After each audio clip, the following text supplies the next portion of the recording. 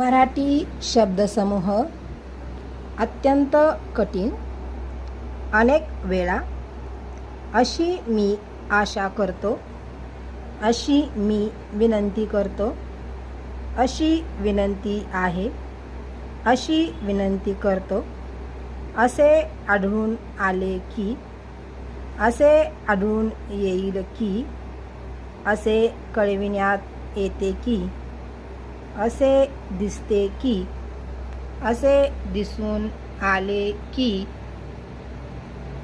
असे दिसून येईल की, असे दिसून येते की, असे नाही तर, असे माझे म्हणणे नाही, असे म्हणण्याचे कारण नाही, असे मी म्हणत नाही, असे मी म्हणतो.